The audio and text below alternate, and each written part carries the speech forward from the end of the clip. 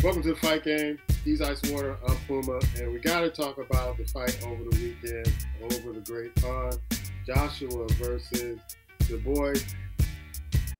Looking at this fight, looking at the setup, I thought Joshua would have a healthy decision over the boys, but it didn't happen that way. It seemed like Joshua, once he got rocked in the first round, he could just never get it together. Du Bois was the aggressor, and even when Joshua was trying to go after him in the fifth round, caught a right cross, and that was night night for him. But it just seemed to me every time you kind of you're going for Joshua, and he has that kind of run, that he'll have a fight like this and go, wait a minute, man, should you retire? And people are asking, are you going to retire after this? He's 34 years old. Du Bois is 27 years old, and Du Bois was just coming after him. He was the aggressor, and he was putting them paws on him. And Joshua showed no defense. He showed no kind of ability to get away from those punches and those jabs. And it's like, okay, dude, you got to recover. You got to figure out a way to recover, get back in this fight. And it's almost like his pride was hurt, and he just couldn't get it together. Your thoughts, man? Yeah, but when you look at it, and you mentioned about Joshua, you got to look at what Dubois did. I think they took a page out of the other people that have defeated Joshua, right? Coming forward, being first, right? Also, what Usyk did twice to him. Before that, the other guy that beat him was it Andy Orton? Ruiz. Yeah, Yeah. Ruiz did the same thing. He came forward and he moved around. And once you tag him, also too, I think the main thing that the problem when we talked about Joshua being hurt more than anything, I think is stamina as well, right? Mm. Because it's kind of like the factor with Thomas Hearns. You get him late, get him early on, and he gives you all he has early on, and you start tagging him, you got a problem. So when you mentioned about Joshua making that last little run, winning a couple fights, when you're in there, when he's in there with guys that really come after him and on the same talent level, he's had problems. So I think that's always been a factor. But they wanna sugarcoat it and smooth it over like, uh, well, he's looking better. He's his old self. But the one thing that's constant is when you're coming forward versus Joshua, you put the pause on him, you get him in a certain situation, he gets hurt. Now, mind you, real quick, versus Dubois, when he got hurt, he was coming back strong. So it wasn't like he just kind of fell off. When he came back and did the uppercut, it looked like he's ready to move forward. And he got caught. So he gave us all one like he was just laying down or couldn't move forward. He gave all everything that it had. I just think that Dubois was ready. He was first. He came forward and he saw what he had to do and he took advantage of it. And it was a masterful fight for Dubois. Masterful. Styles make fights. He did what he was supposed to do to get Anthony Joshua out of there. The question is, though, what do you do for an encore? Yeah. And which leads to my next question. I know Dubois is a champ now, and he's going to have a lot of challenges coming up trying to get this belt. But what's next for AJ? Because we were having a conversation offline, but I want to see what's in the next few bouts for AJ. Will he retire? Who does he need to fight next? Come on, man. Let's keep this 100. Let's stop the shenanigans. We know what it is. It's only one fight everybody wants to see. Okay, it's not Fury. People been talking about Fury now. The fight we want to see, and we don't care, is just for giggles, and we just want to see if they both and who has left because they both have seemed susceptible. It has to be Anthony Joshua versus Deontay Wilder if he wants to fight. That's what the people want to see. We both know they're not who they used to be, but you just want to see these two men, whatever's left, if they want to both get in the ring, bang at one another. I think Anthony Joshua already said he's open to it. Throw a bunch of money on the table. Long nobody gets hurt. I mean, they probably will, but I'm just saying it's the money fight people want to see. Somebody go get I'm hurt. trying to be real. I mean, I don't want anybody to, really be knocked in the next week or the whole dementia thing. But if they're both capable and they want to, it's one of those last hurrah. I would even, here's how bad I want to see this fight. If if Anthony Joshua decides to retire because it's too much for him, let's do whatever. Let's bring it in the exhibition. I want to watch it as an exhibition. I don't care. I just want to see them both. That's all I want to see. I'll pay for that. I want to see the exhibition. I think I just want to see two big punchers or formerly big punchers in the ring versus one another. I watch them play chess against one another because they be talking ball. You know, and I differ from this because I said the next fight Joshua should have, regardless of what happens in the Usyk Fury fight, is Joshua and Fury. Because in my opinion, Fury, Joshua, and the Wilder era is over. That's over and done. The window has almost closed on them as far as people wanting to see them fight. They're getting too old. They're getting too beat up. Fury lost the championship. Joshua just lost the championship. I don't even know if Wilder want to get back in the ring anymore because he's been taking a beating in his last few fights. So that era to me is over. You got Usyk, you got Dubois. And so I'm thinking that before they can get another championship shot, because I think the Usyk Fury fight, that's light work for Usyk. That's gonna get done. That's gonna get done. So the only choice that Fury has is next year, early next year, the earliest he can get it, is to fight Joshua, so we can settle this once and for all. Now, if Wilder want to jump in afterwards to fight Joshua, fine. But I want to see Joshua and Fury first before I see Joshua and Wilder. Because to me, Wilder, something got taken away from him in those three fights with Fury that he can't get back. He can't capture it back. We keep wanting to see it. It's not there anymore. The fire is gone. And those three fighters that we've been holding up as the elite heavyweights, that era, the window is getting ready. But that much left in that window from being closed. It is closing. So fight me on it. Oh man, I completely. Fight me, challenge me.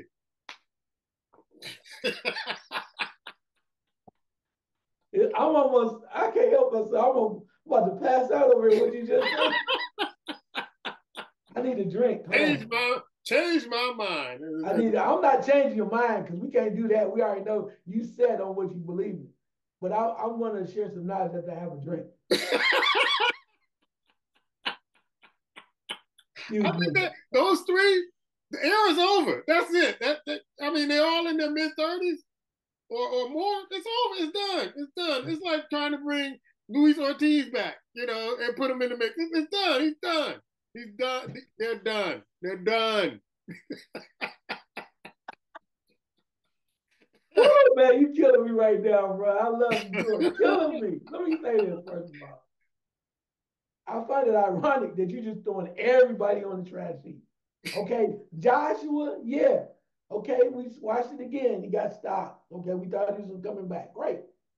Deontay Wilder, I mean, I think it's not just the fact that he had trainers. He just does not. I don't think mentally he's ready to fight on that level anymore. I don't know if it's his family situation, whatever. I don't think he's ready to fight. He'll take the money. He'll come in there, but he's not the monster that we saw before. I don't think mentally he can get to that level anymore, and that's okay. I'd rather see him walk away with his health and move on with his life, wherever that may be, than see him just coming in there just to try to get a check, which it seems like that's been the case the last two times. So I get that. But for you to say Fury is in the same class as these two dudes, wait a minute. Done. Okay, great. But again, let's keep this 100. That's your opinion. You have a right to it, as much as I may not, agree with you. Right. But let's look at this. I know you all little man, Usyk crazy. Okay, you can't. You might as well just put. But you got blinders on. You can't see nothing else, and I get that. But first of all, let's look at it. Remind you, I told you prior to coming on here. What did I tell you? I asked you to do. I asked you to go watch the Usyk fight with who? Of course, yeah, I saw it. Okay, right. So they've already fought. Yeah. We know what happened. Yeah. Usyk put him down. Yep. stopped him with no problem. So I guess you must have forgot because I think he's kind of like that Hagler Sugar Ray fight. You got blinders on. You made your own conclusion. Do not forget, like I told you, and if you go back and watch it one more time, Fury broke Usyk's jaw. But he did not win the fight. And you can Okay, praise his arm, but he didn't win the fight. right. But when you even go back to the Dubois fight, Dubois couldn't even put a glove on Usyk. Usyk, yeah. He couldn't even get close to him. Again, I told you, Fury broke his jaw. Fury was right there. I told you, in my opinion, Fury was playing around because he thought he had it won easily. He was playing around, oh yeah, whatever, bouncing around and thinking he had it. He even said after the fight, if I knew that it was going to be like that with the judges, I wouldn't have played around. And he didn't even mention it. He should have, though, with it. The mention. I'm just saying. I'm just saying. He didn't even mention that. He just said, it's on me. So my point with all that, minus the mix, is the fact that if Fury did what he did and broke that man's jaw and legitimately had him in trouble, and here's the thing too, the other thing too is Usyk said, this is the toughest fight I've ever had in my life. But yes, you're going to take Fury and just throw him on the pile with those three. I'm saying that's in my opinion. Those three. I mean, that's great. There's this much left to close that window. Well, hey, and you know what? All he needs is that much. Yeah, okay. Because come December, that's all they're gonna need. Because one thing about Fury, and if Usyk is able to come back in December and do what he does and dominate him, I will give him his kudos. Okay, saying, hey, you a bad dude, you take everybody down. But what we do know is when Fury keeps focused and has himself together, he's a problem. He's a problem. Nobody else was able to do what he did against Deontay Wilder.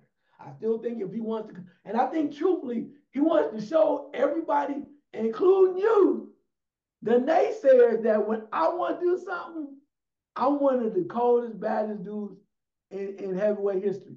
Because guess what? And you can say what it is, but he said, look, I don't care. And when he takes down your little man, then what you gonna say? I know that ain't gonna happen. I'm waiting for Las Vegas. You got blinders on. Please put the odds out so I can put my money down now. You got blinders on.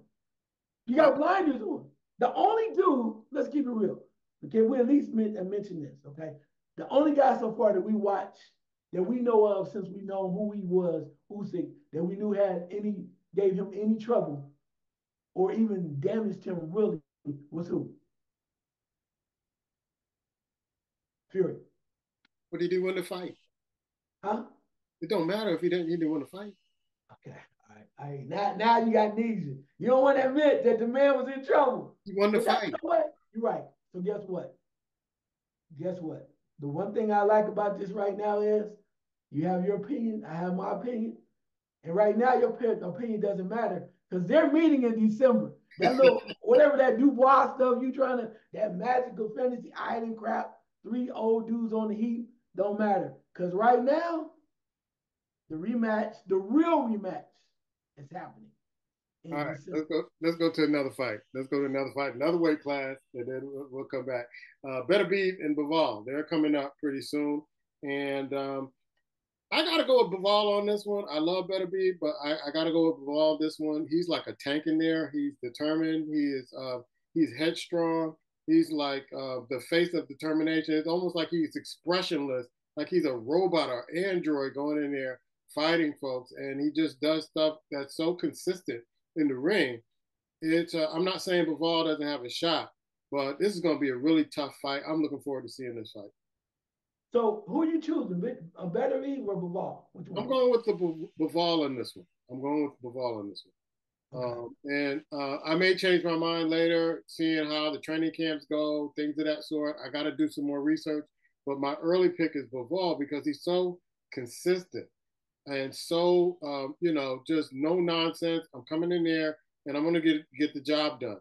And so better have his lunch pail ready and be ready to go to work. Not saying Better Beef can't win this fight, but my early pick would be Bivol right Yeah, I would agree with you, and the reason why I want to agree with you is because I think Bivol has more as a larger skill set. Okay, I think he's more versatile. He can box like he showed you against Canelo, and if I need to bang with you, he can. Great, but Beterbiev is more of the kind of hardcore.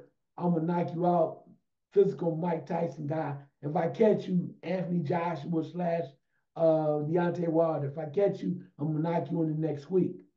But Bivol being the more versatile, the guy who can be who can change and make changes when needed throughout the fight. I think that's going to be the big difference in this fight, which is why Bivol is able to do what he did against Canelo. So he comes in, he's more versatile. He's gonna let the fight dictate. Can I got you? Do I have a chance to knock you out? Yeah, I will. But also too the quickness of Bivol. He can move around the ring. Canelo did everything he tried to do everything he could to catch him, which is his normal thing: stalk, stalk, stalk, run you down, beat you down. Bivol didn't let that happen, and I don't know because Beterbiev is a little older too. I think that's going to be the problem because that's what I'm looking at for too. I think Bivol with his style and his ability to adjust and be more of a guy who can move around, change styles. I think that's going to help him serve him well in the bout. now. Yeah, because right now it may change. It may change. I got to look at some more fights with these two to see whether or not how they're going to match up. But like my money would be on Bivol today. If the fight was tomorrow, I would have to go with Bivol because of exactly what you said. He's versatile. He's just consistent to me. Just consistently, you know what to expect, and other fighters know what's coming, but they can't stop it. They just can't stop it. And he proved that to me with that fight with Canelo, where you knew what Canelo was going to do, but Bivol, he didn't change his game plan. He just went in there and took care of business. And I think he'll do that here with this particular fight. Now this is a fight in the UFC, and I had a question behind this one. You have Alex Pereira against Khalil Roundtree, and they're fighting at I think 185, and I think Pereira is going to win. I mean, he's a freak of nature, but I asked you this question offline, and we thought we should talk about it online. Should he step up and fight Bones Jones? Because you know, this guy is, I mean, he's just wrecking everybody in his weight class. And he's been asked if he wants to go up, and he doesn't have a problem going up in weight. And so I think he would do well. Not saying he would, beat Bones Jones, but that's a fight I want to see. Man, there you go again. You always doing these fantasy island magical stuff. Crawford versus Canelo, all that crap, man. Look, and I'm not mad at Pereira as far as what he's done. And I mean, you have to respect what he's done. And if he does this again, you got to respect that too. But in that old saying that we've heard before, be careful what you ask for. Because there's a lot of people that try to take down, John Bones Jones. And even with heavier weight, at heavyweight, he finds a way. You talk about a freak of nature. Mm-hmm. This dude is like, man, not saying he can't be beat, but he like, I'm gonna find a way. You think about how hard it was to this point. Daniel Cormier wanted to do everything he could to beat that dude. He called him a cheater. He was talking about his whatever. He said, "You're a cheater. You're a disgrace." And at the end, he couldn't do nothing but just give it to him. And he was so mad that he thought Bones Jones cheated that he was mad because he said, "You don't need to cheat when you can beat me straight up." And that's what he's so pissed at because he was mad because he didn't think he did it the right way. There's no reason to cheat. So with that being said, I think Pereira might be he might needs to be very careful because we know, like what I used to watch Israel this way, but Bones Jones is a whole different monster because he has the ability he can punch you, he can take you to the ground, and whatever else he needs to do, Dude is on a mission. I don't know. I mean, just to see his, I think he goes into another stratosphere mentally. I don't know what it is. It's like something clicks in. He goes, oh, yeah. Hey, you know, he get that. What's that? One of them old wrestlers, the Nick something with the wild animal dude, where he just kind of click off and seem like he go to another level. Yeah, I think that's what John Bones. But his stuff is serious. Cause once he click and he goes somewhere, he get mad. I'll take you down, brother. So be careful. Again, what you wish for. Let's watch that fight, and hopefully he gets in. If you want to step up, like my man John Bones would probably say, from the great line from Public Enemy, "My home is your home. Come on down. Welcome to the Terror Dome." Yeah, and not taking anything away from Khalil Roundtree. It should be a decent bout. But after, if Pereira wins this bout, where else does he go? I mean, what other lands can he conquer? And I can't see anybody else but Bones Jones. If you want to conquer it, go up there, move up, and take care of business with Bones Jones. If you want to be the best UFC fighter ever. And One last cliche, one last thing to say. Many are called, but few are chosen. on that note, he is Icewater, I am Puma, and this is the Fight Game.